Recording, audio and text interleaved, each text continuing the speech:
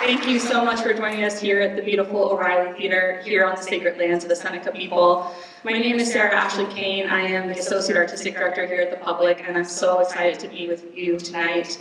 The mission of the Public is to provide theatrically diverse artistic experiences of the highest quality, and I think we really show that in moments like tonight. We get to share resources through our education programs. And I actually first got to interact with the Public a year ago when I attended the 30th anniversary. So this program has been going on for over 30 years. And what a beautiful introduction to Pittsburgh, to get to see how many incredible and talented young actors there are in this community. So thank you so much for sharing their talents with us and for bringing them out to the public. I would like to thank our sponsors for tonight, Jack Buncher Foundation, the Grable Foundation, Audrey Hillman Fisher Foundation, and then the additional support by Baird and William V. and Catherine A. McKinney Charitable Foundation. Please give it up for our sponsors.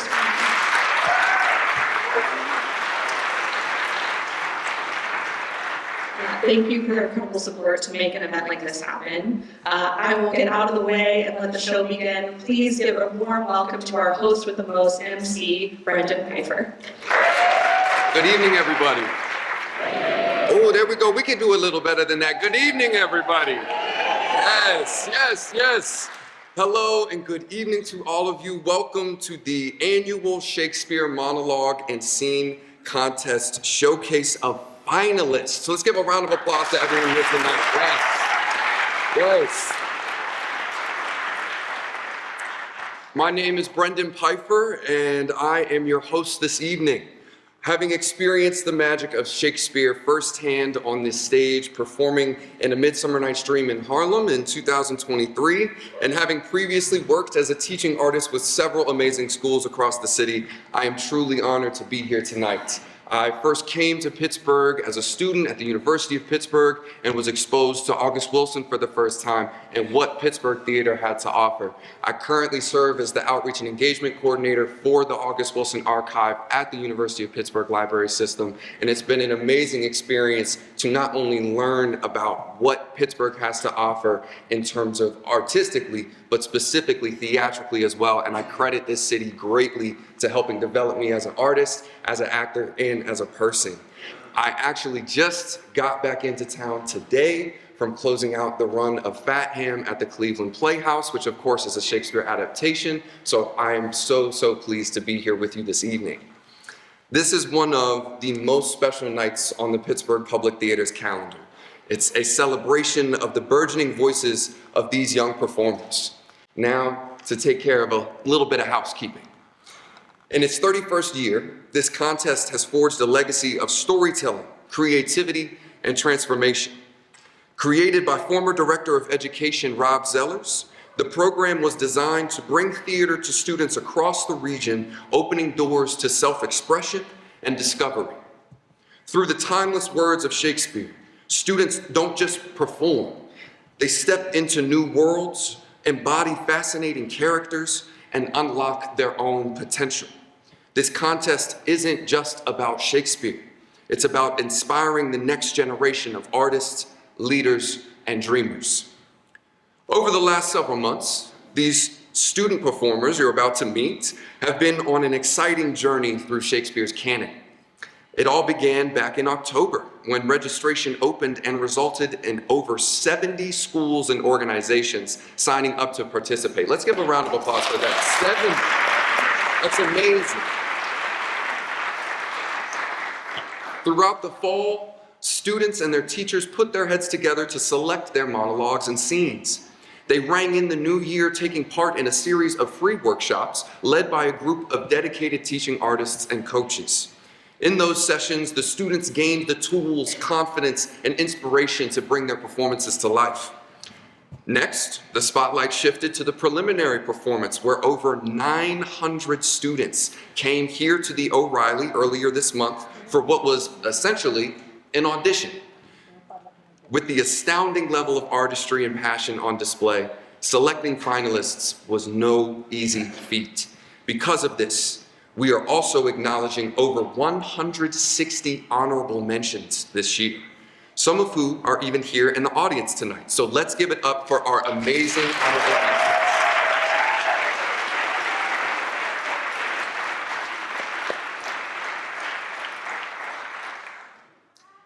There are 45 finalists that will be competing tonight in 4 categories. Lower division scenes and lower division monologues with students in grades 4 through 7, and upper division scenes and upper division monologues with students in grades 8 through 12. Winners will be chosen in each category and will receive their very own trophy to commemorate their accomplishment. The school representing each winning piece will also receive $300 in honor of their win. Tonight is a huge celebration of education and the public, but the excitement doesn't stop here. This July, things heat up again with the highly anticipated return of the public's summer sessions.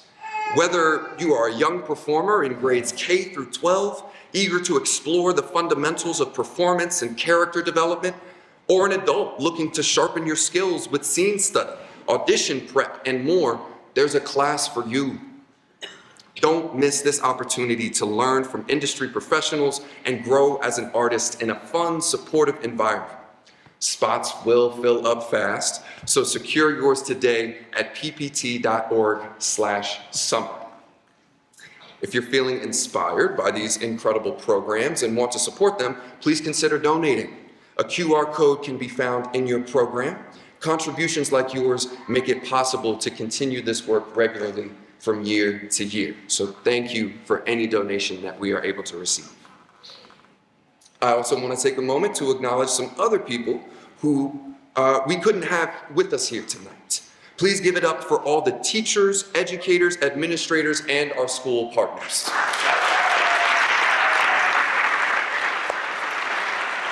And we're gonna keep it going.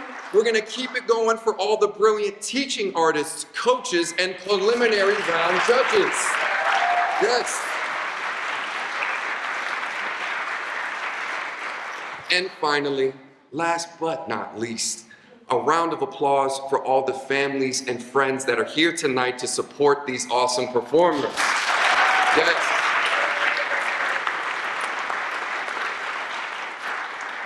The judges will be scoring performances in the following key areas. 1, understanding of text and character, which is, do the actors understand who they are portraying and what they are saying? 2nd, emotional connection. Do the actors understand the emotional journey their characters are going on? 3rd, physical presentation. How much have the actors fully embodied their characters and put thought towards their blocking or movement? And last, 4th, vocal presentation. Can the actors be heard, understood, and do they perform the language with a little finesse? Now, this is the moment you've all been waiting for. Without further ado, please get excited for our 2025 Lower Division Finalist Showcase. Thank you. My name is John Henry.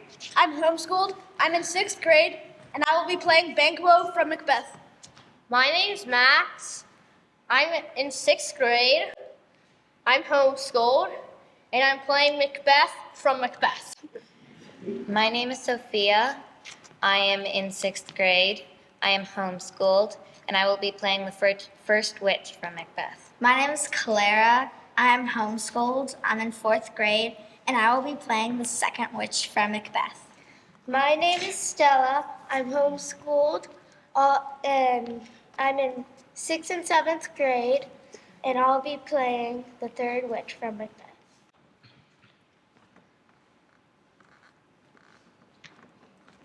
Where hast thou been, sister? Killing swine. Sister, where thou? A sailor's wife had chestnuts in her lap, and munched, and munched, and munched. Give me, quoth I, a right thee wit. The rump-fed runging cries. Her husband's to Aleppo gone, master of the tiger. But in a sieve I'll thither sail, and like a rat without a tail, I'll do, and I'll do. I'll give thee a wind, Thou art kind. and I another. I myself of all the other, and the very ports they blow, all the quarters that they know. I' the shipman's card, I'll drain him dry as hay. Sleep shall neither night nor day. Hang upon his penthouse lid, he shall if a man forbid. Weary 7 nights, 9 times 9, shall he dwindle peak and pine. Though his bark cannot be lost, yet it shall be Tempest dust. Look what I have. Show me. Here I have a pilot's thumb, wrecked as homeward he did come. A drum, Macbeth doth come. The weird sisters, hand in hand, hosters of the sea and land, thus do go about, thrice to thine, and thrice to mine, and thrice again to make up mine. Peace. Weather. So far for this. I've not seen. How far is it called the forest?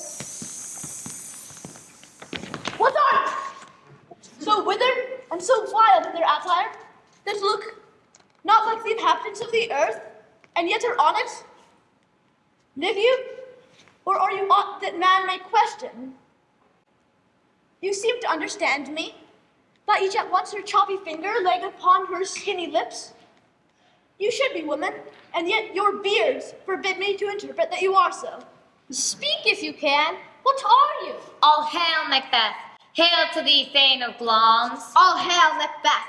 Hail to thee, Thane of Cawdor. All hail Macbeth that shalt be king hereafter. Good sir, why do you start and seem to fear things that do sound so fair? In the name of truth, are you fantastical, or that indeed which outwardly you show?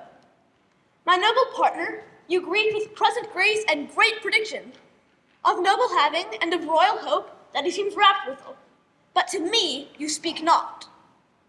If you can look into the seeds of time, and say which grain will grow and which will not, speak then to me, who neither beg nor fear your favors nor your hate. Hail. Hail. Lesser than Macbeth, and greater.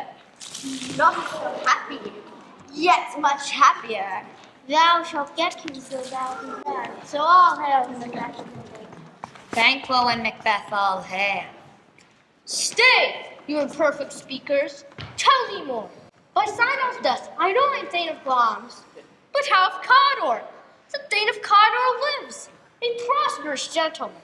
And to be king stands not within the prospect of belief. No more than to be of Cawdor. Say for once you owe this strange intelligence. Lie upon this blasted heath, you stop our way with such prophetic greeting. Speak, I charge you. The earth hath bubbles as the water has, and these are of them. Whither are they vanished? Into the air, in what seemed corporal mountain, as to press it to the wind, where they had stayed.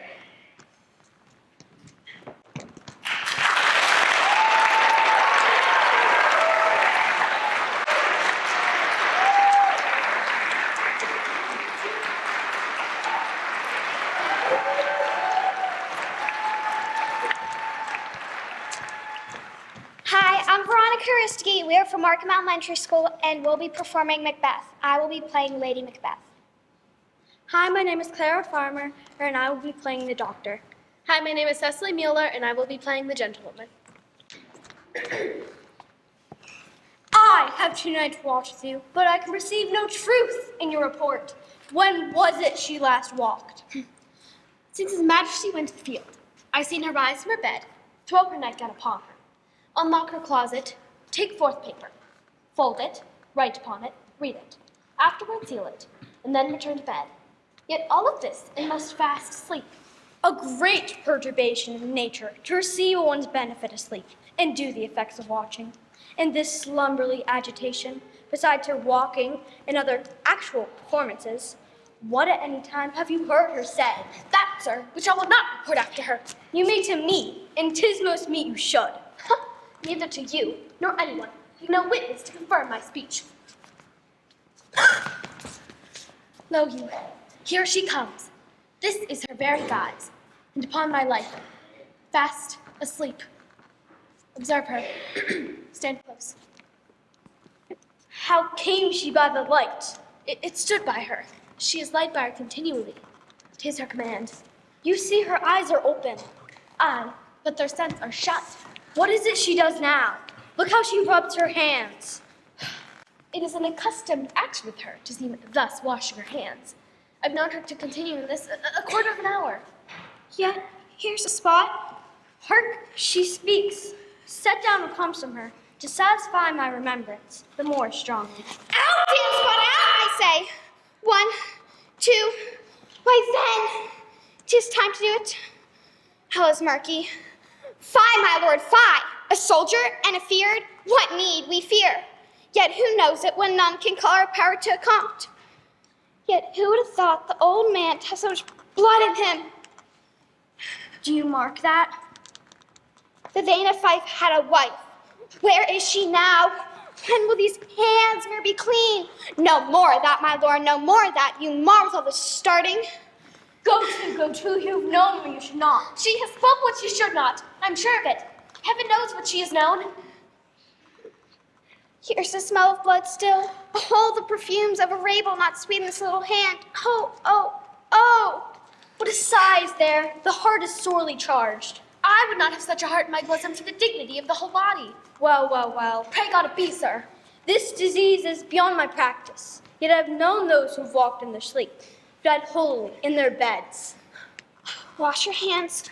Put on your nightgown. Look not so pale. I tell you yet again, Banquo's bare. He cannot come out unscathed. Even so, To bed, there's knocking at the gate. Come. Give me your hand, what's done cannot be undone. To bed. will she go now to bed? Directly. Foul whisperings are abroad. Unnatural deeds do breed unnatural troubles. Infected minds to their death pillows will discharge secrets. More niche than divine physician. God, forgive us all. Look after her. Remove her from the means of all annoyance. Still keep eyes upon her.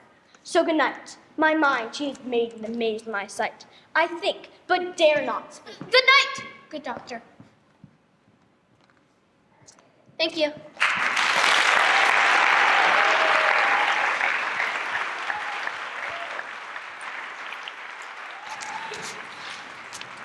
Hello, we are all from 6th grade at Carson Middle School, and we will be performing Act 1, Scene 1 from The Tempest. I'm Elise Marinelli, playing the role of Sebastian. My name is Rebecca Lynn, and I will be playing Bosun. I'm Anna Marinelli, and I'll be playing Gonzalo. My name is Michaela McLaughlin, and I'll be playing Master and the Mariners. I am Juliet Marinelli, and I will be playing Antonio. We hope you enjoy our performance as we take you to the wild seas, where a ship is struggling to survive.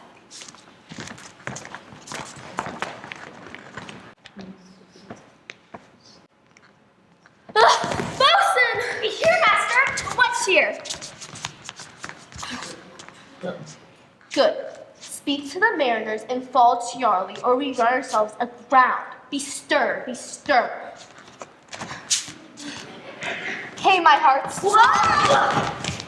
Cheerly, my hearts. Take in the topsail, tend to the master's vessel. Blow till thou burst thy wings, if room enough. Bosun, have care. Where's the master? Play the men! I pray now, keep below. Where is the master, Bosun? Do you not hear him? You mar our labor. Keep your cabins, you do assist the storm. Nay, good, be patient. When the sea is hence, what cares these roarers for the name of the king? To cabin, silence, trouble us not. Good, yet remember whom thou hast aboard. None that I love more than myself. You are a counselor. If you can command these elements to work the peace of the present, we will not hand a rope more. Use your authority.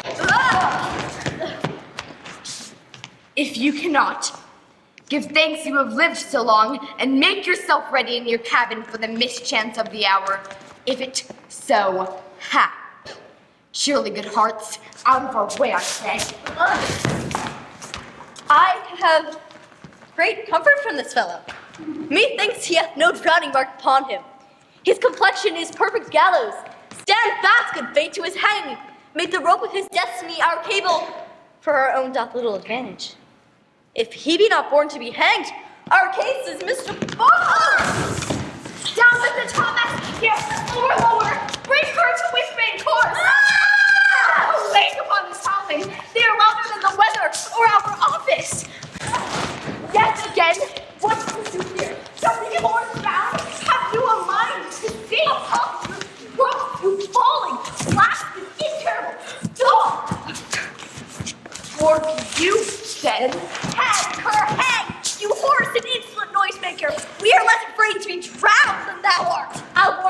charming, the super no stronger than a nutshell, and the sleepy is not than wedge. Lay her a hold, set her two horses off to sea again. Lay her off. All lost, the prayers trims, all lost. What? Must her mouths be cold? The king and the prince of prayers. Let us stand for our peace to theirs. I'm not patient. We are merely cheated of our lives by drunkards. It's my tough rascals. Wilt thou my fight drowning and washing of 10 times? He'll be hanged yet. Though every drop of water swear against it, and gave it with to glut him. Mercy on us! We split! Let's all sink with the king! Let's take leave of him! Now what I give? 4,000 furlongs to sea, for an acre of barren ground, long heath, brown first, anything! The will's above be done, that I would fain die and try death.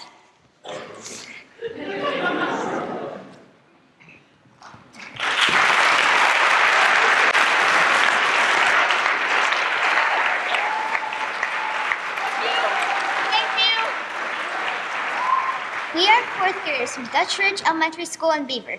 We will be performing Act 2, Scene 4 of Henry IV, Part 1.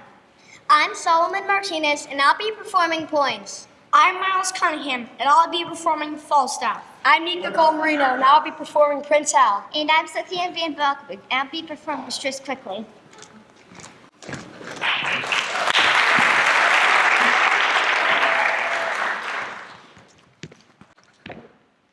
We're stopping, Hal. My lord, old Sir John is at the door. Shall I let him in? Let me know why, and open the door. Boys, anon, so.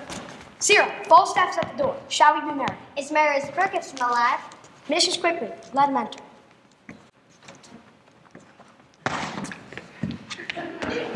Welcome, Jack. First up in. A plague of all cowards, I say, and a vengeance too. Marry and amen. Is there no virtue extent? A plague of all cowards, I say still. How now, Sack? What mutter you? Yes, Your Honor, what's the matter? Are not you a coward? Answer me to that. And points there. Zounds, you fat punk! And you call me a coward? I'll stab thee! A plague of all cowards. What's the matter? What's the matter? There be 4 of us here have taken £1,000 this day morning. Where is it, Jack? Where is it? Where is it? Take it from us, it is. 100 upon poor 4 of us. What? 100 men? Aye, I am a rogue if I are not that half-sword with a dozen of them 2 hours together. I've escaped by miracle. I am 8 times thrust through the doublets, 4 through the hose, my buckler cut through and through, my sword hacked like a handsaw, a plague of all cowards! We 4 set upon some dozen, nay, 16 at least, my lords, and bound them. I bound every man of them. As we were sharing, some 6 or 7 fresh men set upon us, and unbound the rest, and then come in the other. What fought you with them all? All? I don't know what you call all, but if I fought not with 50 of them, then I am a bunch of radish. If there were not 2 or 3 and 50 upon poor old Jack, then I am no two-legged creature. Pray God you've not murdered some of them. Nay, that's past praying for. I have peppered 2 of them. 2, I'm sure I have paid. 2 rogues in buckram suits. I tell thee what, Hal, if I tell thee a lie, spit in my face, call me a horse. Here I lay, and thus I bore my point. 4 rogues in buckram suits, let's drive at me! What? 4? Thou said be the 2 now. 4, Hal, I told thee 4. Aye, he said 4. These 4 came all affront and mainly thrust at me. I made me no more ado, but took all the 7 points in my direction, thus. 7? Thou said be even 4 now. In buckram, I, 4 in Brookline 6. 7 by these hills, where I am a villain else. Praise me, read a moment. We shall have more anon. Dost thou hear me, Hal? I believe thee too, Jack. Do so, for it is well listening to. These 9 in Blackburn that I told you! So 2 more already. Their points being broken, down fell their nose. Began to give me ground, but I followed thee once. Came in foot and hand, and with a thought, 7 of the 11 I paid! Oh, monstrous! 11 Blackburn men grown out of 2? Why, thou clay-brained guts, thou naughty-pated fool, thou sea-greasy tallow catch, what? Art thou mad? Art thou mad? Is not the truth the truth? Hear me speak with this! Mark, Jack, what Hal says. We 2 saw you 4 set on 4 travelers and bound them and were masters of their wealth. Then did we 2 set on you 4 and with a word, I'll face you for your prize. And have it, yea, can show you here in the house. In Falstaff, you carried your guts away and roared for mercy. Come, let's hear, Jack. What trick hast thee now?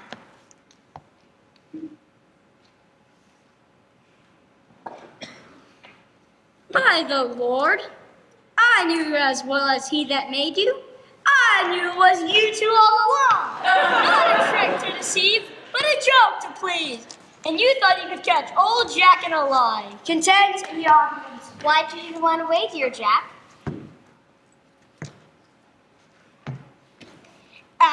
No more of that, you rogue. And thou lovest me. There's a man at the door who would speak with you. He says he comes from your father, the king. Thank you.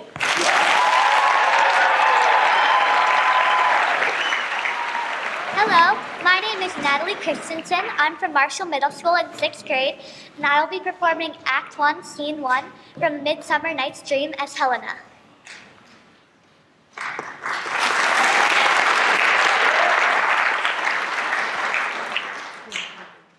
How happy some or other some can be. Through Athens I am thought as fair as she. But what of that? Demetrius thinks not so. He will not know what all but he do know. And as he errs, turning on Hermia's eyes, so I, admiring of his qualities, things base and vile, folding no quantity. Love can transpose to form and dignity. Love looks not with the eyes, but with the mind, and therefore is winged Cupid painted blind. Nor hath love's mind of any judgment taste. Wings and no eyes figure unheedy haste, and therefore is love said to be a child, because in choice he is so oft beguiled. As waggish boys in games themselves forswear, so the boy love is perjured everywhere. And ere Demetrius looked upon Hermia's eyne, he swore on oaths that he was only mine. And when this hail some heat from Hermia felt, so he dissolved, and his showers of oaths did melt. I will go tell him of fair Hermia's flight. Then to the wood he will tomorrow night pursue her. And for this intelligence, if I have thanks, it is a dear expense. But Heron, I mean to enrich my pain, to have his sight thither and back again. Thank you.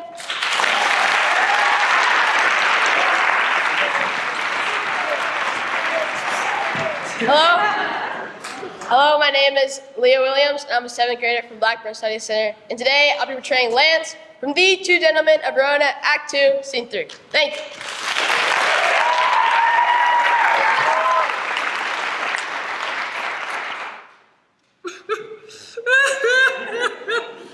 Nay, be this hour ere I have done weeping all the kind of the lances. Have this very fault, and I have received my proportion like the prodigious son, and am going with Sir Proteus to the imperial court. think Crab, my dog, be the most sorrowous-natured dog that lives.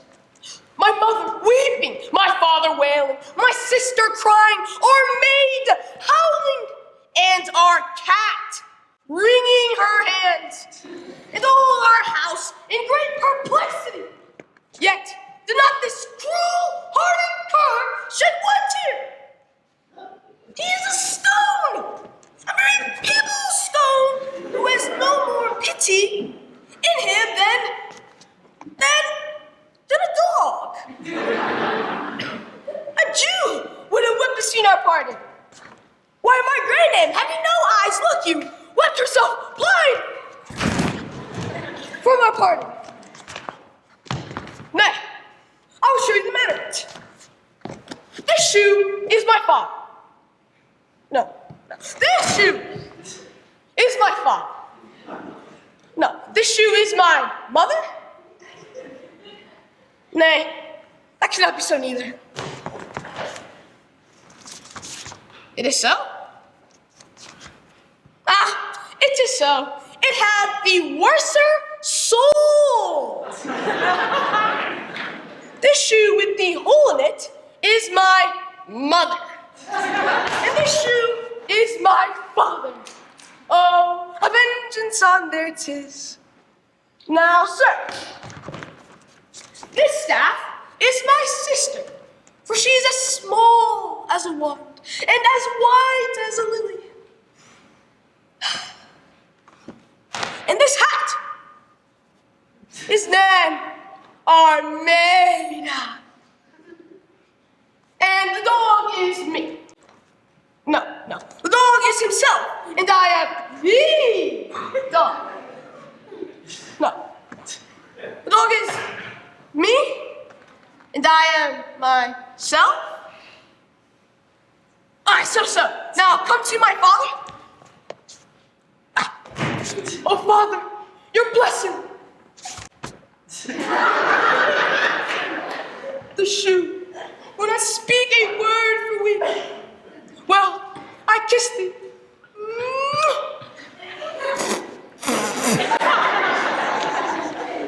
Well, he weeps on. Now, come I to my mother. Oh, that she could speak now, like a old woman. Well, I kissed her.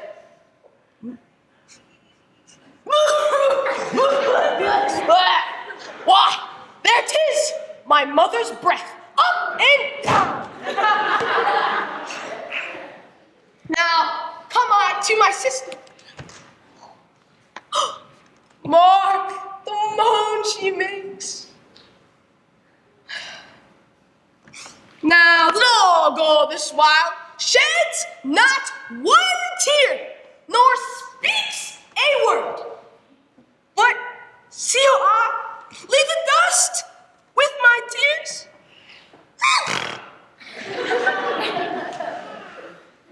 Thank you.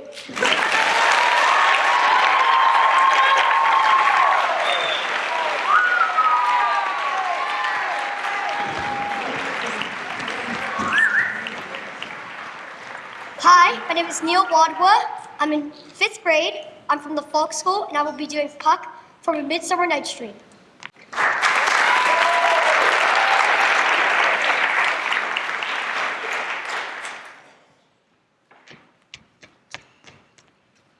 Through the forest have I gone, but Athenian found I none, on whose eyes I might approve this flower's force and stirring love. Night and silence. Who is here? Reeds of Athens he doth wear. This is he. My master said, despise the Athenian maid, and hear the maiden sleeping sounds. On the dank and dirty ground. Pretty soul, she durst not lie.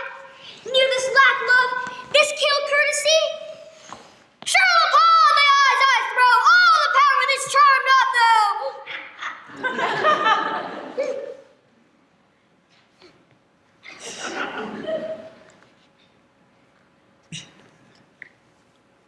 when thou wakest, let love forbid sleep his seat on thy eyelid.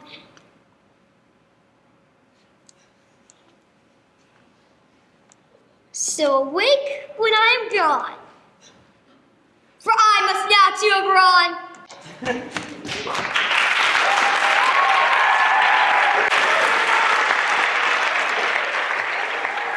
Hi, I'm Pressley from ECS. I'm in 4th grade. I'm going to be portraying Julia from The Two Gentlemen of Verona.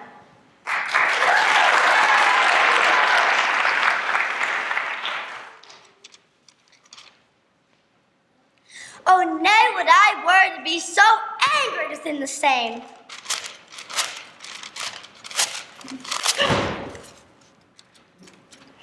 Oh, hateful hands, pair such loving words, injurious wasps to feed on such sweet honey, and kill the bees that yield it with their stings. I'll kiss each and every paper for amends. Mwah. Mwah. Look here is writ, kind Julia. Unkind Julia, as in revenge of thy ingratitude, I throw my name against the bruising stones. Trampling contemptuously on thy disdain. And look here is writ, love wounded Proteus, oh poor wounded name, my bosom as a bed, shall lodge till thy wound, shall lodge thee till thy wound to be thoroughly healed. And thus I search it as a storing kiss. But twice or thrice was Proteus written down. Be calm, good winds, blow not a word away, till I have found each letter in the letter. Except my own name, that some whirlwind bear onto a fearful hanging rock, and thence throw it to the raging sea.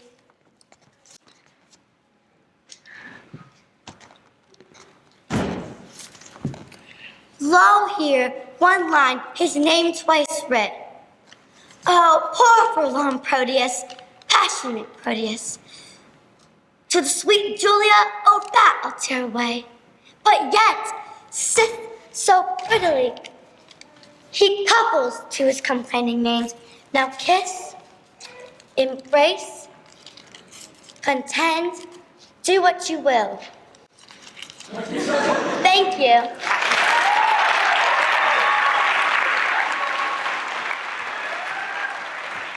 Hi, my name is Avery Schneider, a 5th grader representing the Indiana Players. Today I will be portraying Henry V from Henry V, Act 3, Scene 1.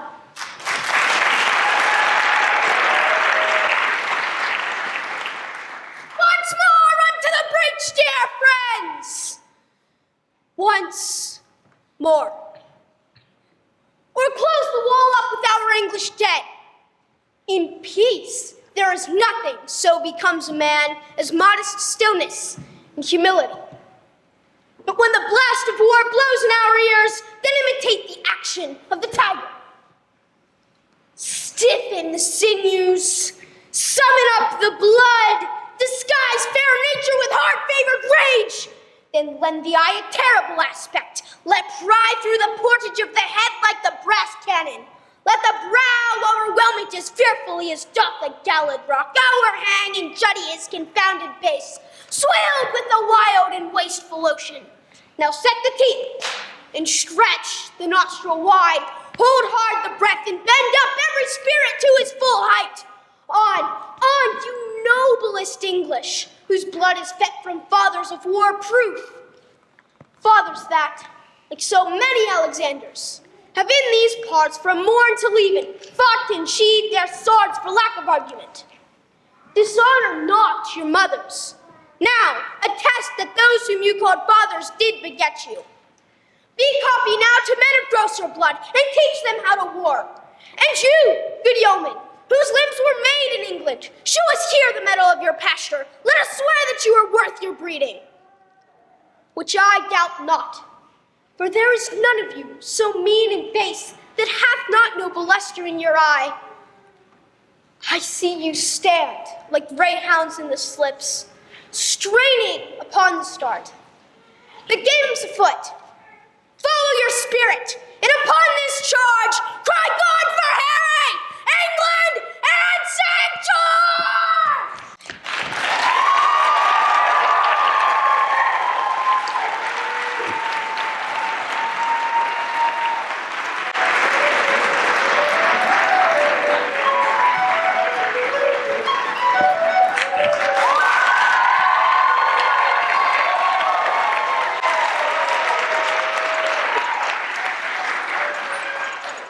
Hello, my name is Darwin Mulbrew. Hello, I am Atlas Schuster. We are in 5th grade and we go to Slippery Rock Area Elementary. We will be playing The Two Gentlemen of Verona. Act 1, Scene 3.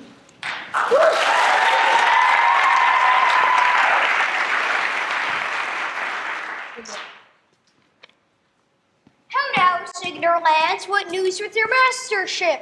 With my mastership, white as at sea. Well, your old vice still mistake the word. What news then in your paper?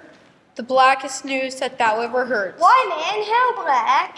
Why, as black as ink. Let me read them. Fie on thee, jolthead, thou canst not read. Thou liest, I can. I will try thee. Tell me this. Who begot thee? Mary, the son of my grandfather. O illiterate loiterer, it was the son of thy grandmother. This proves that thou canst not read. Come, try me in thy paper. There, in St. Nicholas be thy speed. Imprimus, she can milk. Aye, that she can. Item, she brews good ale. And thereof comes the proverb, blessing your heart. You brew good ale. Item, she can sew. That's as much as to say, can she sew? Item, she can knit. What need a man care for a stock with a wench when she can knit him a stock? Item, she can wash and scour. A special virtue, for then she need not be washed and scoured. Item, she can spin. Then may I set the world on wheels when she can spin for her living. Item, she hath many nameless virtues. That's as much as to say as bastard virtues, that indeed know not their fathers, and therefore have no names. Here follow her vices. Close at the heels of her virtues. Item, she's not to be kissed, fasting in respect of her breath. Fault may be mended with a breakfast. Read on. Item, she hath the sweet mouth. That makes amends to her sour breath. Item, she doth talk in her sleep. It's no matter for that, so she sleep not in her talk. Item, she is slow in words. Oh, villain that set this down among her vices. To be slow in words is one's only virtue. I pray thee out with it, place it for her chief virtue. Item, she's proud. Out with that too, it was Eve's legacy. It cannot be taken from her. Item, she hath no teeth. I care not for that neither, because I love crusts. Item, she's cursed. Well, the best is, she hath no teeth to bite. Item, she'll often praise her liquor. If her liquor be good, she shall. If she will not, I will, for good things should be praised. Item, she's too liberal. Of her tongue she shall not, for that's where down she is slow. Of her purse she shall not, for that I'll keep shut. Now of another thing she may, and that cannot I help. Well, proceed. Item. She has more hair than wit, and more faults than hairs, and more wealth than faults. Stop there. I'll have her. She was mine and not mine. Twice or thrice in that last article. Rehearse that once more. Item. She hath more hair than wit. More hair than wit? Maybe. I'll prove it. The cover of the salt hides the salt. Therefore, it is more than the salt. The hair that covers the wit is more than the wit. The greater hides the less. What's next? And more faults than hairs. That's monstrous. Oh, that were out. And more wealth than faults. Why, that word makes the fault gracious. I'll have it. And if it be a match as if nothing is impossible, what then? Why, then will I tell thee that thy master stays for thee at the north gate. For me? For thee, aye, who art thou? He hath stayed for a better man than thee. And must I go to him? Thou must run to him, for thou hast stayed so long that going will scarce serve the turn. Why didst not tell me sooner? Pox of your love letters.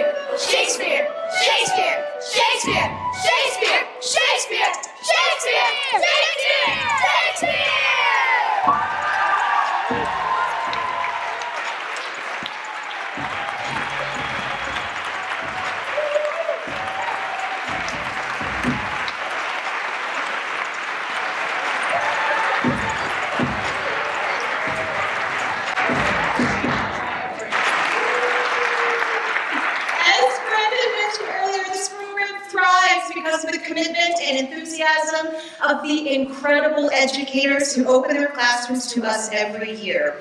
They are the guiding stars who inspire, challenge, and empower their students to soar. So tonight would not be complete without taking a moment to honor one such outstanding educator, one whose impact reaches far beyond the stage. It is our privilege to do so by presenting the esteemed Rob Zeller's Award for Excellence in Arts Education to this year's recipient, Michelle J. Bruno from Pine-Richland High School. Please join me in congratulating Michelle.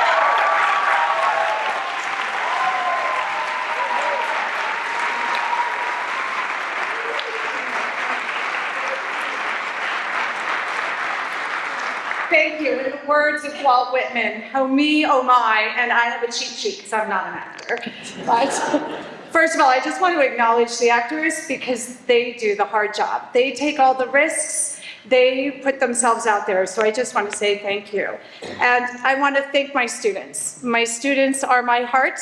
I have a student here who graduated in 2007 who is here to celebrate with me tonight. It's just very special. So students and alumni, thank you. You are my heart, and I'm so thankful that you entrusted me with the privilege of teaching you. I want to thank my husband for always cheering me on, and my 3 amazing, incredible children who all 3 competed on this very stage in their youth. They inspire me. I've seen the power of this performance in my classroom and in my family. It is a christening, a baptism. It is a baptism of confidence, something that you will take home tonight and that will never leave you and will soar much beyond the walls of just the theater everywhere in the country. I want to tell you, I remember almost 30 years ago, I'm not good with math, I can't believe I'm that old, when Rob approached me and said, I have this new idea. And he had a little kick in his step, and he said, Shakespeare. And I said, ooh, sounds great, but I just want to say, genius, Rob, thank you. Thank you for bringing me and all of my students, over 1,000 students, onto this stage in my career. It's truly incredible. The love game of Shakespeare is one of humanity, of the human condition. Shakespeare invites us to experience life, love, and poetry. To go back to Whitman, I also teach American Lit. And the powerful play goes on that you might contribute a verse. As an educator, as we are all educators, may we all strive to contribute a meaningful verse. On behalf of my students and alumni, I thank you. I received this award, and I thank you so much. What an honor. Congratulations.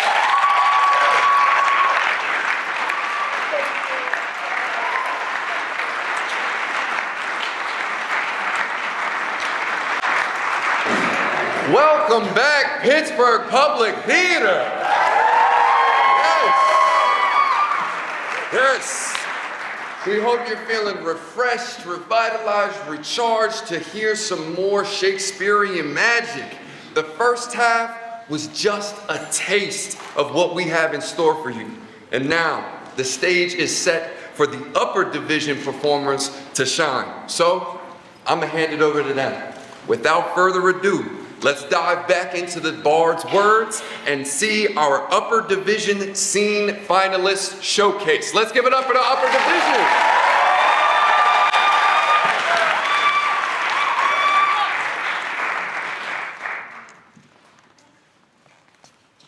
Hello, my name is Aubrey Moon. I attend Woodland Hills High School, and I'm in 11th grade. Hi, my name is Summer Curtright. I'm in 11th grade, and I attend Woodland Hills High School. We will be performing As You Like It as Celia and Rosalind. Thank you.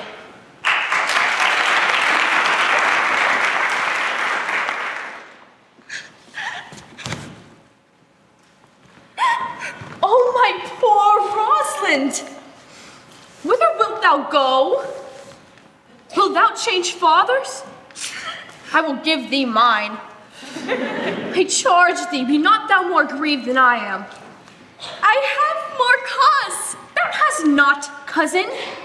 Prithee be cheerful. Knowest not the Duke hath banished me, his daughter? That he hath not.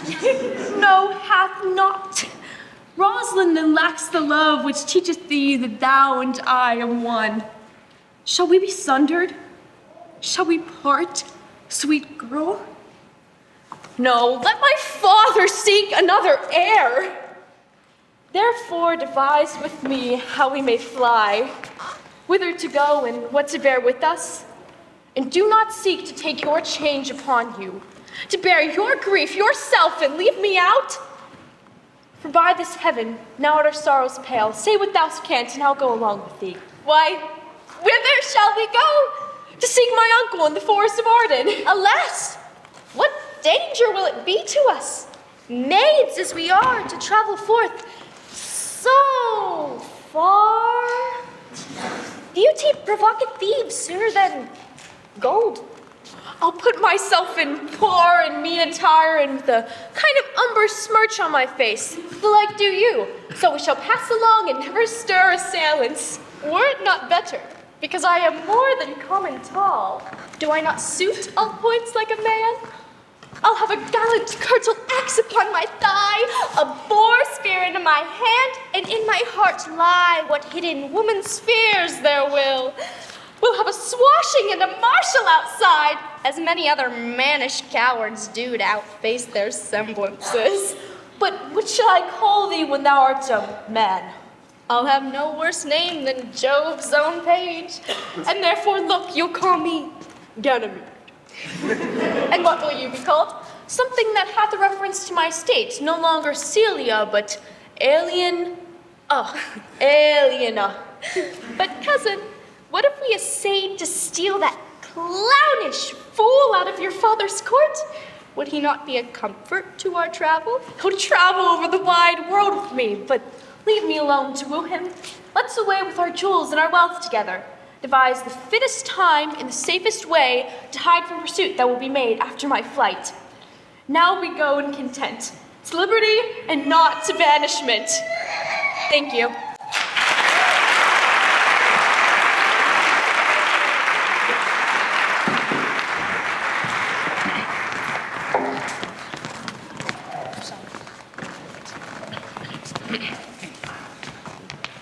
Hi, we are middle schoolers from Beaver area, and we will be performing Act 3, Scene 1 of Romeo and Juliet.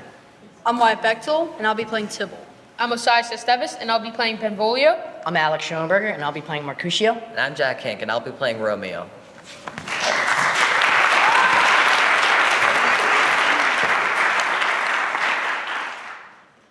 Good, Mercutio. Let's retire. The day's hot. The Capulets abroad, and if we leave now, we shall not escape a brawl. For these few days is the mad blood stirring.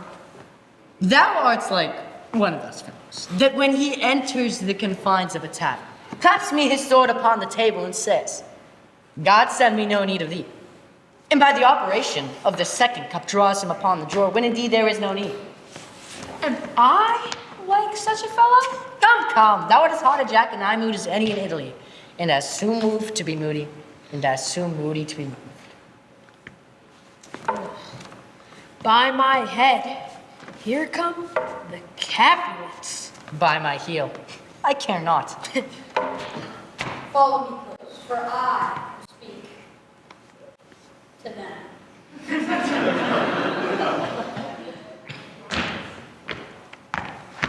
Gentlemen, good evening. A word with one of you. And but one word with one of us? Couple it with something. Make it a word and a blow. You shall find me apt enough to that, sirs, and you will give me occasion. Could you not take some occasion without giving? Mercutio, thou consortest with Romeo. Consort? What? Dost thou make us minstrels, and thou make minstrels of us? Look to hear nothing but discord. Here's my fiddlestick, here's which shall make you dance. Zounds, consort! We talk here in the public haunt of men. Either withdraw into some private place, or easy coldly of your grievances. Men's eyes are made to look, and that then takes, for I will not budge for no man's pleasure eye. Well, peace be with you, sirs. Here comes my man. But I'll be hanged if he wears your livery. Marry, go before it's field. In that sense, your worship may call him man. Romeo, the hate I bear thee can afford no better term than this. Thou art a villain. Tybalt, the reason I to love thee, dost much excuse the appertaining rage of such a greeting. Villain, I am none. For farewell. I see thou knowest me not. Boy! This shall not excuse the injuries thou hast done to me. Therefore turn and draw. I do protest and never injured thee, but love thee better than thou canst devise, till thou shalt know the reason of my love. And so, good Capulet, which name I tender as dearly as my own, be satisfied. Oh, calm, dishonorable, vile sedition. Alistair Cotta carries it away. Tybalt, you rat catcher, will you walk? What wouldst thou have with me? Good king of cats, nothing but one of your 9 lives which I mean to make bull withal. And hereafter, dry beat the rest of the 8. Will you pluck your sword out of its pilcher by the ears? Make haste, lest mine be about your ears ere it be out! I am for you. Gentle Marquisio, put thy rapier up. Come show your passado. Ha!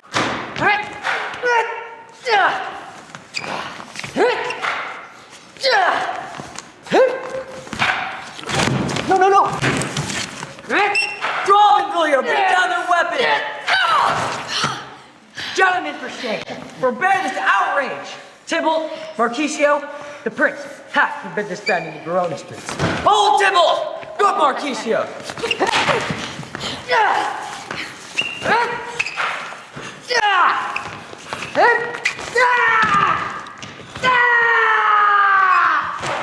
Tybalt! I'm hurt. Plague of both your houses.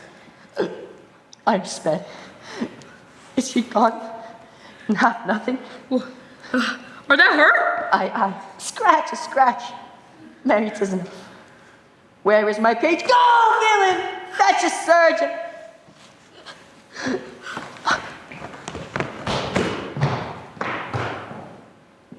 Thank you.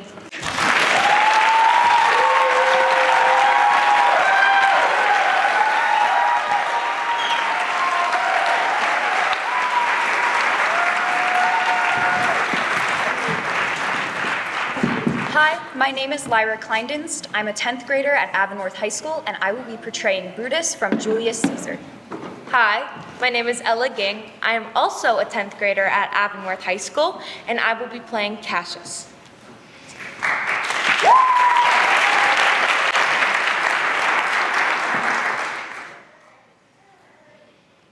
That you have wronged me doth appear in this. You have condemned and noted Lucius Pella for taking bribes here in the Sardians, wherein my letters praying on his side because I knew the man was slighted off. You wronged yourself to write in such a case. At such a time as this, it is not meet that every nice offense should bear his comment. Let me tell you, Cassius, you yourself are much condemned to have an itching palm, to sell and march your offices for gold to undeservers. Aye, an itching palm. You know that you are Brutus that speaks this, or by the gods, this speech, where else your last. The name of Cassius honors this corruption, and chastisement doth therefore hide his head. Chastisement? Remember March, the Ides of March, remember? Did not great Julius bleed for justice' sake? What villain did stab his body but for supporting robbers? What shall one of us that struck the foremost man of all this world, shall we now contaminate our fingers with base bribes, or sell the mighty space of our large honors for so much trash as may be grasped thus? I had rather be a dog and bay the moon than such a Roman. Brutus, bait not me. I'll not endure it. You forget yourself to hedge me in. I am a soldier. I, older in practice, abler than yourself to make conditions. Go to. You are not, Cassius. I am. I say you are not. Urge me no more. I shall forget myself. Have mind upon your health. Tempt me no farther. Away, slight man. Is't possible? Hear me, for I will speak. Must I give way in room to your rash choler? Shall I be frighted when a madman stares? You gods, must I endure all this? All this? Aye, more. Fret till your proud heart break. Go show your slaves how choleric you are, and make your bondmen tremble. Must I budge? Must I observe you? Must I stand and crouch under your testy humor? By the gods, you shall digest the venom of your spleen, though it do split you. For, from this day forth, I'll use you for my mirth, yea, for my laughter when you are waspish. Is it come to this? You say you are a better soldier. Let it appear so, make your vaunting true, and it shall please me well. For mine own part, I shall be glad to learn of noble men. You wrong me every way. You wrong me, Brutus. I said an elder soldier, not better. Did I say better? If you did, I care not. When Caesar lived, he durst not thus have moved me. Peace, peace, you durst not have tempted him. I durst not? No. What? Durst not tempt him? For your life, you durst not. Do not presume too much upon my love. I may do that I shall be sorry for. You have done that you should be sorry for. There is no terror, Cassius, in your threats, for I am armed so strong in honesty that they pass me by as the idle wind, which I respect not. I did send to you for a certain sum of gold, which you denied me, for I can raise no money by vile means. By heaven, I had rather coin my heart and drop my blood for drachmas than wring from the hard hands of peasants their vile trash by any indirection. I did send to you for gold to pay my legions, which you denied me. Was this done like Cassius? Should I have answered Caius Cassius so? When Marcus Brutus grows so covetous to lock such rascal counsers from his friends, be ready, gods, with all your thunderbolts, dash him to pieces. I denied you not. You did. I did not! He was but a fool that brought my answer back. Brutus hath rived my heart. A friend should bear his friend's infirmities, but Brutus makes mine greater than they are. I do not till you practice them. You love me not. I do not like your faults. A friendly eye could never see such faults. A flatterer's would not, though they do appear as huge as high Olympus. Come, Antony and young Octavius, come. Revenge yourselves alone on Cassius, for Cassius is a weary of the world, hated by one he loves, braved by his brother, checked like a bondman, all his faults observed, set in a notebook, learned and conned by rote, cast into my teeth. Oh, I could weep my spirit from mine eyes, and there is my dagger, and here my naked breast within a heart, dearer than Pluto's mine, richer than gold. If thou beest a Roman, strike as thou didst at Caesar. For I know when thou hated him worst, thou lovest him better than thou ever lovest Cassius. Sheath your dagger. Be angry when you will, it shall have scope. Do what you will, dishonor shall be humor. O Cassius, you are yoked with a lamb that carries anger as the flint bears fire, who, much enforced, shows a hasty spark and straight is cold again. Hath Cassius lived to be but mirth and laughter to his Brutus, when blood and grief ill-tempered vexeth him? When I spoke that, I was ill-tempered too. Do you confess so much? Give me your hand. And my heart too. Oh, Brutus. What's the matter? Have not you love enough to bear with me when that rash humor in which my mother gave me makes me forgetful? Yes, and from henceforth, when you are over earnest with your Brutus, he'll think your mother chides you and leave you so. Thank you. Hi, my name is John Paulo Felino. I'm a 17-year-old senior at Pine-Richland High School, and today I'll be performing Taming of the Shrew, Act 2, Scene 1, and I am Petruchio. Hello, my name is Jillian Uzelak. I am an 18-year-old senior representing Pine-Richland High School, and I am Catherine from Taming of the Shrew.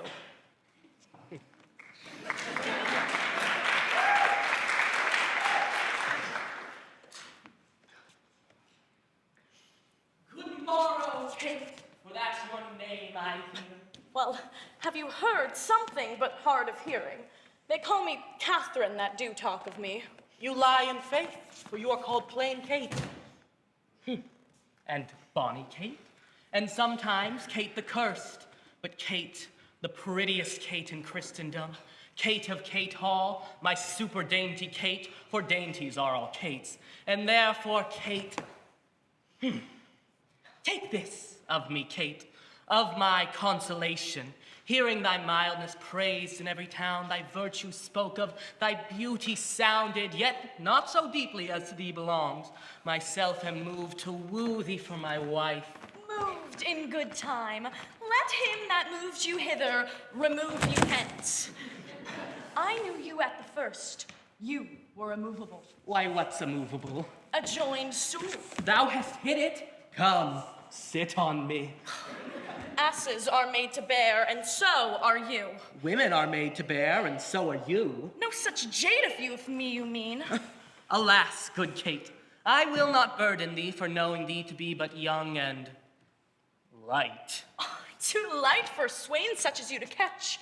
and yet as heavy as my weight should be. Should buzz. Well, ta'en and like a buzzard. Oh, slowing turtle, shall a buzzard take thee? Aye, for a turtle as he takes a buzzard. Come, you wasp, by faith you are too angry. If I be waspish, best beware my sting. My remedy then is to pluck it out. Aye, if the fool could find it where it lies. Who knows not where a wasp doth wear his sting?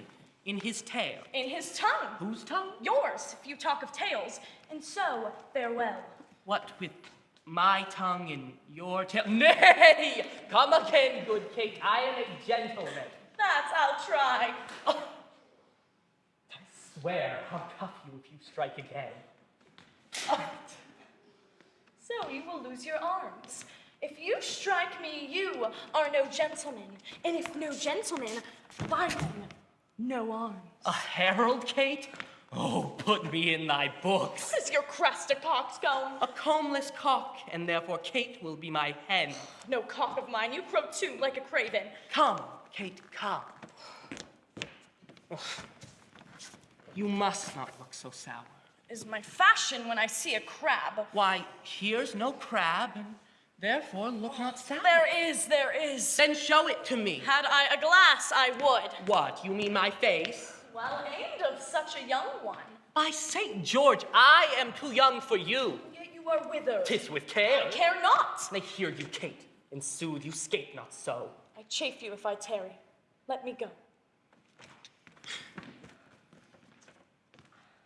Thank you.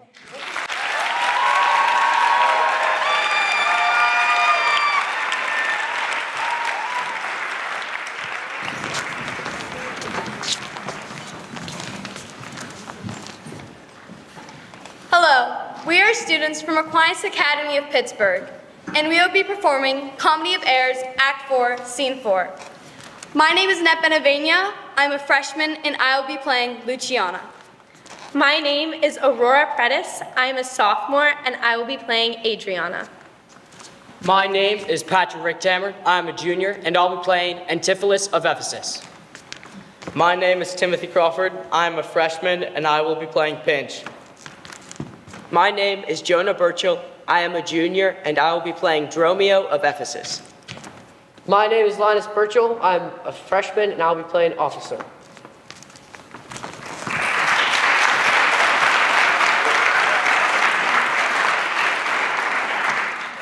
Fear me not, man. I will not break away. I'll give thee, ere I leave thee, so much money to warrant thee as I am rested for. Here comes my man. I think he brings the money. How now, sir? Have you that I sent you for? Here's that, I warrant you, will pay them all. But where is the money? Sir, I gave the money for the rope. 500 ducats, villain? For a rope? I'll serve you, sir, 500 at the rate. To what end did I bid thee hie thee home? To a rope's end, sir, and to that end am I returned. And to that end, sir, I will welcome you. Good sir, be patient. Nay, 'tis for me to be patient. I am in adversity. Good, now hold thy tongue. Nay, rather persuade him to hold his hand. Thou horseman, senseless, villain. When I were senseless, I might not feel your blows. Thou art sensible in nothing but blows. Come, go along. My wife is coming yonder. Mistress, respice finem, respect your end. Or rather, the prophecy like the parrot, beware the rope's end. Wilt thou still talk? How say you now? Is not your husband mad? His incivility confirms no less. Good Dr. Pinch, you are a conjurer. Establish him in his true sense again, and I will please you what you will demand.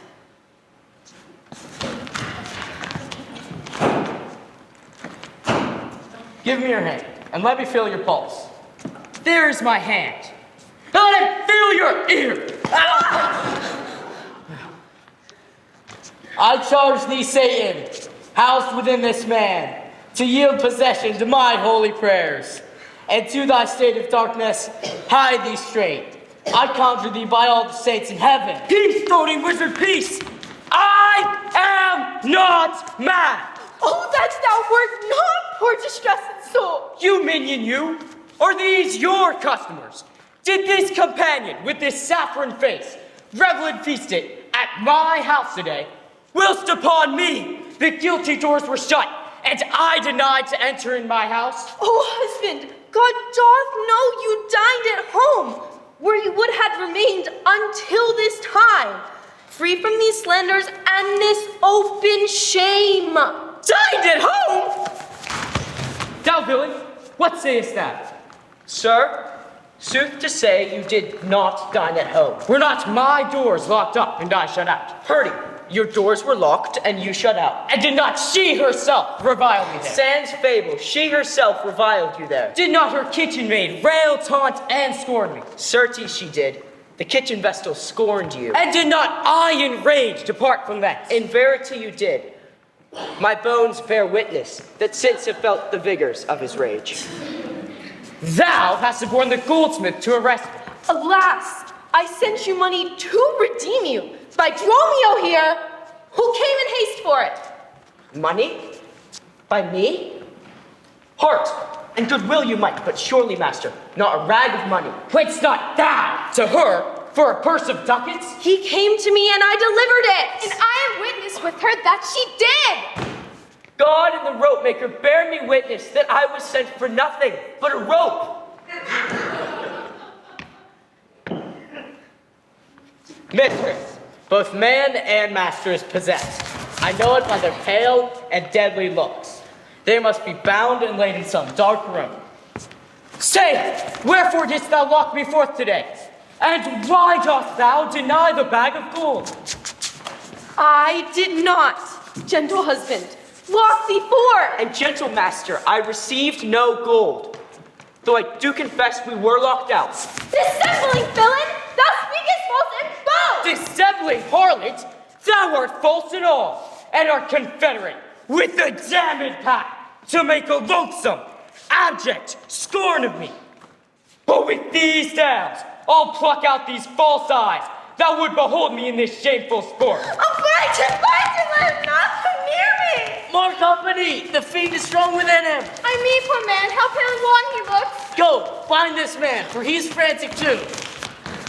Good master doctor, see him safe conveyed home to my house. Almost unhappy day. Almost unhappy trumpet. Thank you. Hello, my name is Kaveri Patil. I'm an 8th grader at Fort Couch Middle School, and I will be portraying Paulina from A Winter's Tale.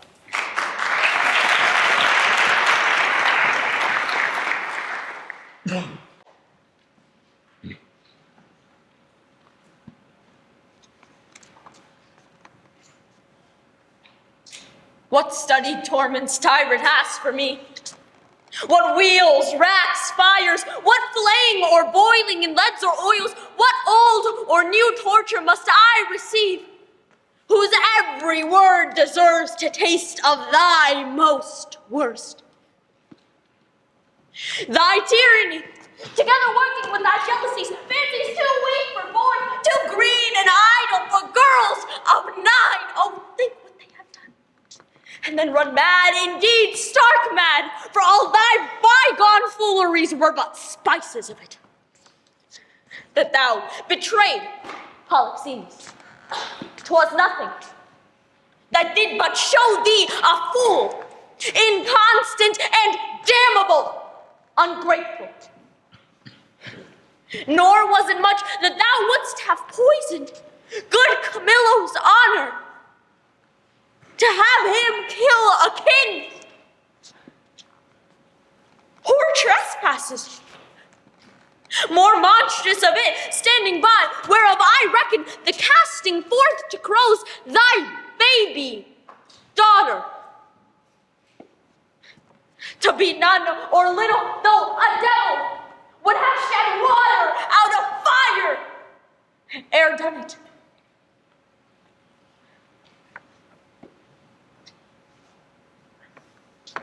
Nor is it directly laid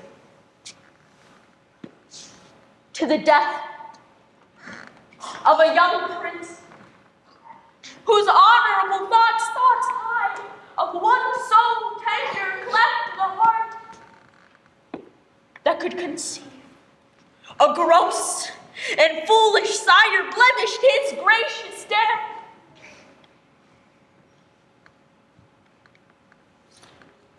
This is not, no, laid to thy answer, but the last.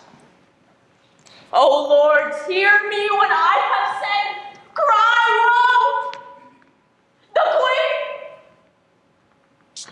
The Queen, the sweetest, dearest creature,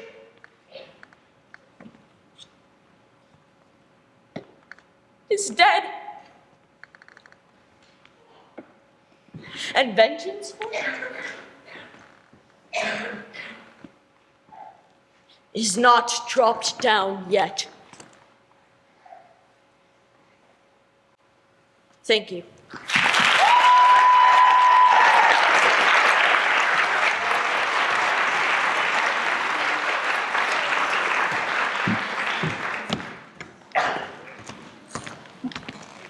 Hello, I'm Eamon McElfresh. I am an 11th grader at Pittsburgh Kappa, and this is Iago from Othello.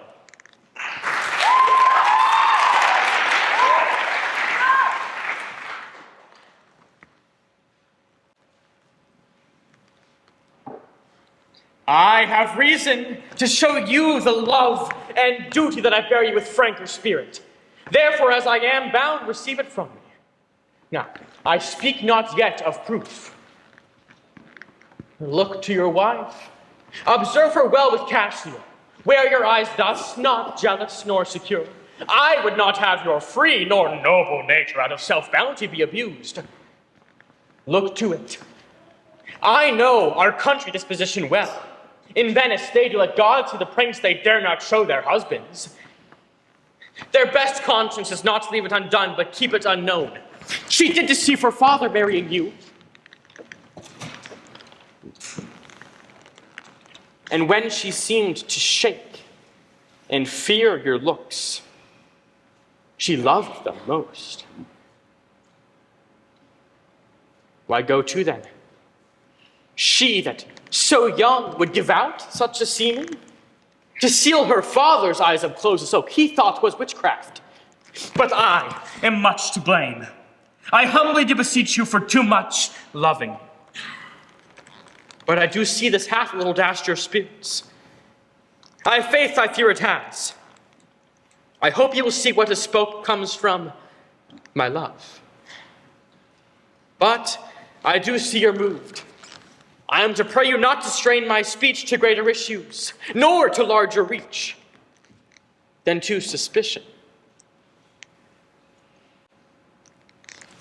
Thank you.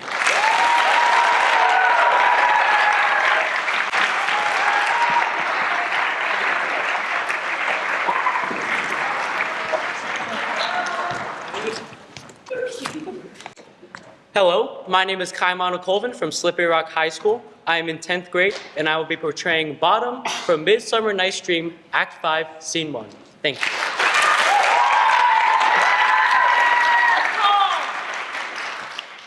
O sweet moon, I thank thee for thy sunny beams. I thank thee, moon, for shining now so bright. For by thy gracious, golden, glittering gleams, I trust to take truest of Thisbe's sight. But stay, O spite! But mark, poor knight! What dreadful goal is here? Eyes! Do you see? How can it be? O dainty duck, oh dear, thy mantle good. What? Stained with blood? Approach, ye fairy fell! O fates, come, come! Cut, thread, and thrum! Quail, crush, conclude, and quell! Oh, wherefore nature didst thou lions frame? Since lion vile hath your deflowered my dear, which was the fairest dame that lived, that loved, that liked, that looked with cheer. Come, tears confound.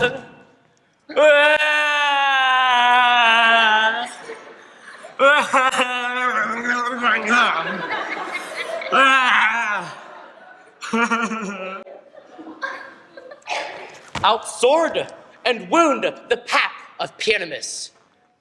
The left pap, where heart doth hop. Thus die I, thus, oh,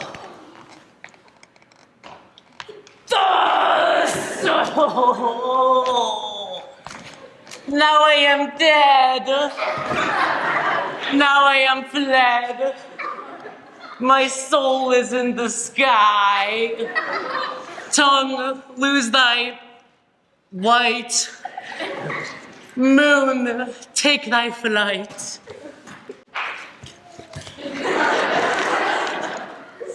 Now die, die, die.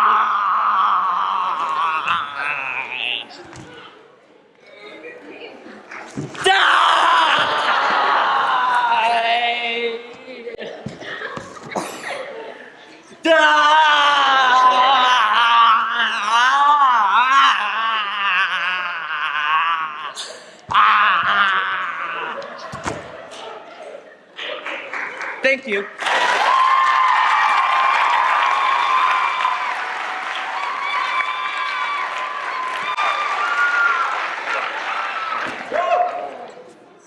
Hi, my name is Madison Amector. I'm in 12th grade at North Allegheny Senior High School, and I will be doing Imogen's monologue from Cymbeline.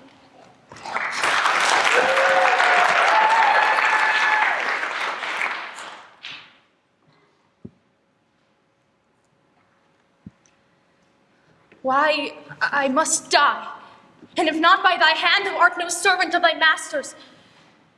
Yet there is a prohibition so divine that cravens my weak hand. Come, here's my heart. Something's athwart. Soft, soft, with no defense, obedient as the scabbard. What is here?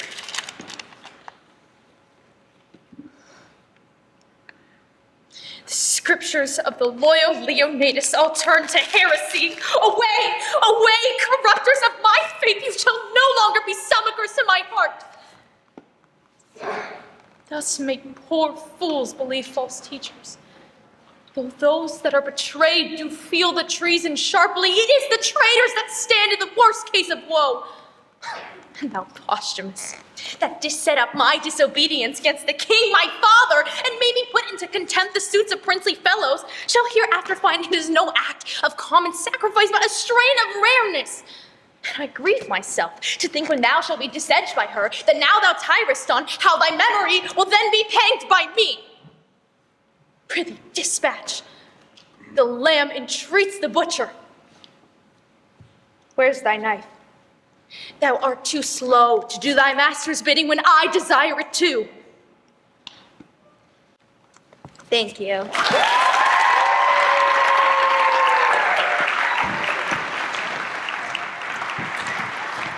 Hi, I'm Ellie Jedrzejewski. I'm an 11th grader at Slippery Rock High School, and this is Cassius from Julius Caesar.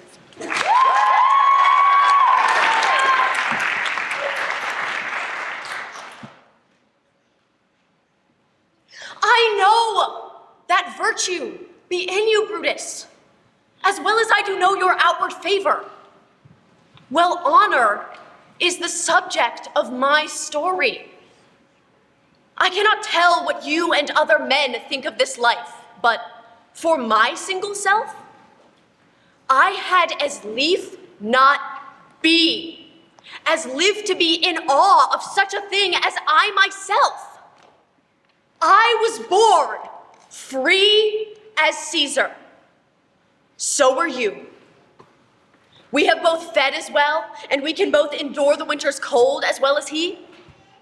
For once, upon a raw and gusty day, the troubled Tiber chafing with her shores, Caesar said to me, "Darest thou, Cassius, leap in with me into this angry flood and swim to yonder point?" Upon the word, accoutered as I was, I plunged in and bade him follow. So indeed he did. The torrent roared, and we did buffet it with lusty sinews, throwing it aside and stemming it with hearts of controversy. But ere we could arrive, the point proposed, Caesar cried, "Help me, Cassius, or I sink." I, as Aeneas, our great ancestor, did from the flames of Troy upon his shoulder the old Anchises bear, so from the waves of Tiber did I, the tired Caesar. And this man is now become a god?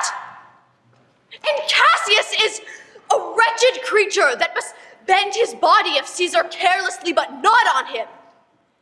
He had a fever when he was in Spain, and when the fit was on him, I did mark how he did shake.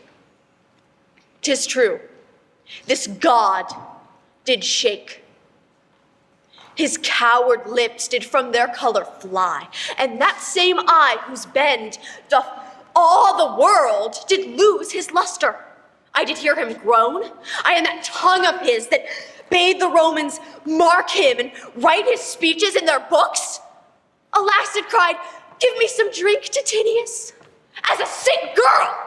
Ye gods, it doth amaze me a man of such a feeble temper should so get the start of the majestic world and bear the palm alone. Thank you.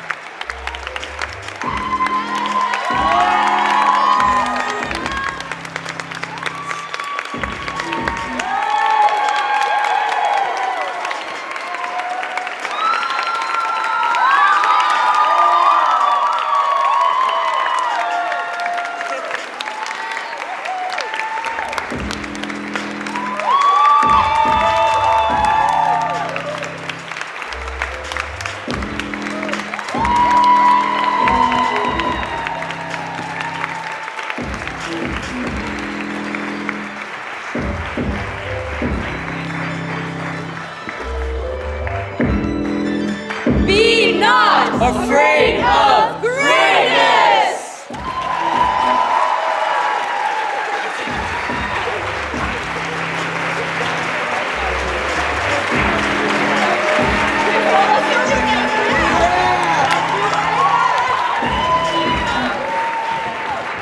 We ready for the winners?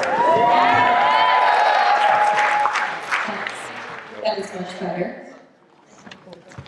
All right, so I just want to acknowledge how incredibly talented all of you are and how excited and honored I think we all are to see this. So I'm going to kick things off with the lower division scene winner. And as excited as I am to do this, I'm even more excited to think of how much more there could become from you folks in future years. So the winner of the lower division scene, Miles Cunningham, Solomon Martinez, Nico Colmarino, Sophia Multiple,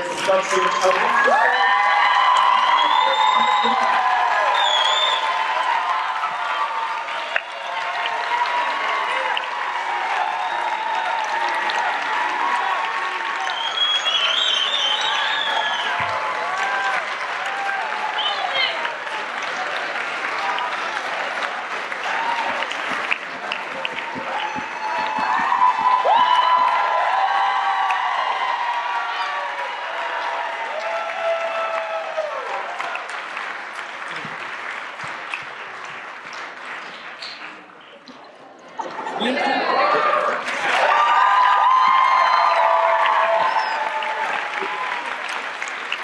it down.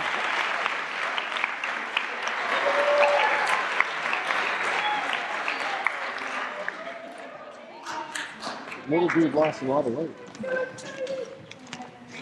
So now I will be presenting the lower division monologue winner. It is a tie with, what's wrong? Leo Williams and Avery.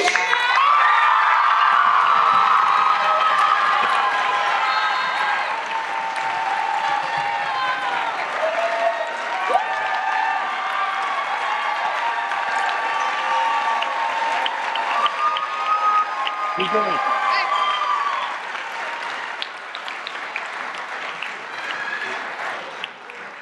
Congratulations. And what Mike said, we are so impressed with you, and you are just an inspiration to all of us. Congratulations to every single one of you. This is the award for the upper division scene winner. The winner is Jillian.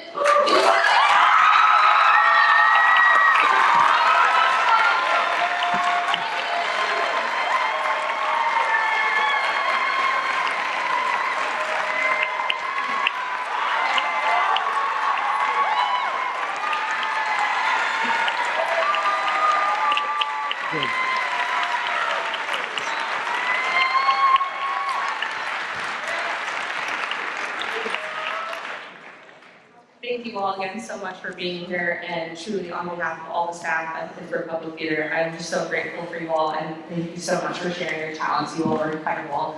This was a night like any other, so thank you so much. And finally, for the upper division monologue, the winner is, drum roll. Ooh, real drum roll, that's fun. Ellie.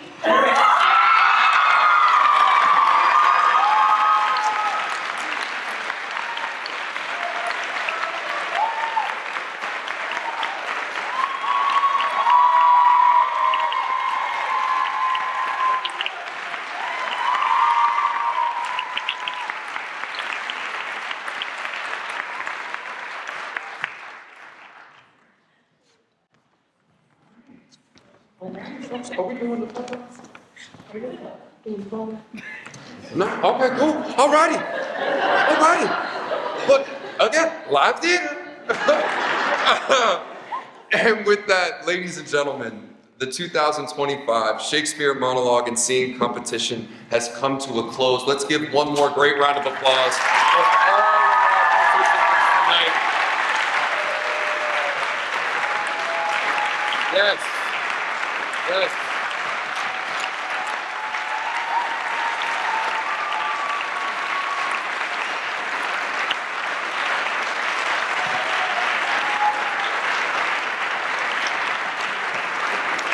Now, ladies and gentlemen,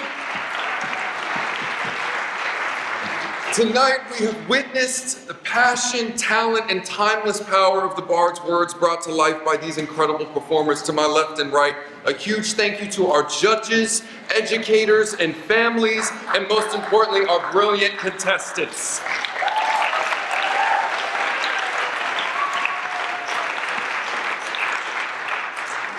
This has been an unforgettable evening. Please keep the love of language alive. Please keep storytelling alive, and we can't wait to see you again next year. Until then, take a bow, all of you. You've earned it. Thank you, and good night.